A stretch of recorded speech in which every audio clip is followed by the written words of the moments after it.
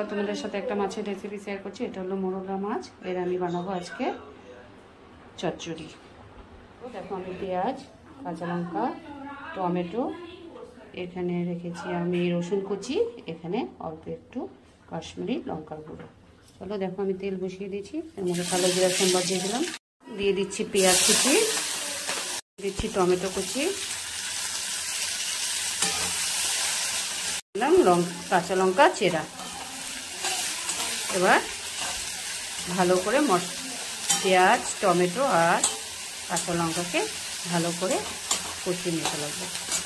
পেঁয়াজ দেখো ভাজা ভাজা হয়ে গিয়েছে, এর মধ্যে আমি দিয়ে দিচ্ছি রসুন বাটা, দিয়ে দিচ্ছি লঙ্কার গুঁড়ো, দিচ্ছি লবণ, দিয়ে দিচ্ছি হলুদ গুঁড়ো।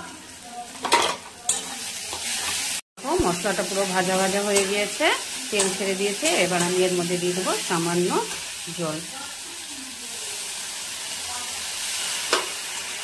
এখন আমি একে ঝোলটাকে 5 মিনিট ফুটতে দেবো। ফুটে গিয়েছে, এবার আমি ভেজে রাখা বরুলি মাছগুলো এর মধ্যে দিয়ে দিচ্ছি।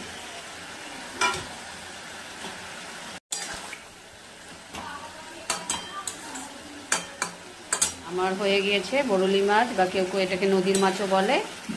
এটা চচ্চড়ি আমার হয়ে গিয়েছে। এবার এর মধ্যে আমি দিয়ে দেবো কুচিয়ে রাখা ধনেপাতা। আমার বরুলি মাছ বা কেউ কেউ নদীয়ালি মাছ বলে। আমার এটার চচ্চড়ি রেডি। তোমরা এই মাছটাকে কী নামে বলো অবশ্যই কমেন্ট করে বলো। আবার তোমাদের সামনে কোনো এই ধরনের মাছের রেসিপি নিয়ে চলে আসবো। ততক্ষণের জন্য টাটা।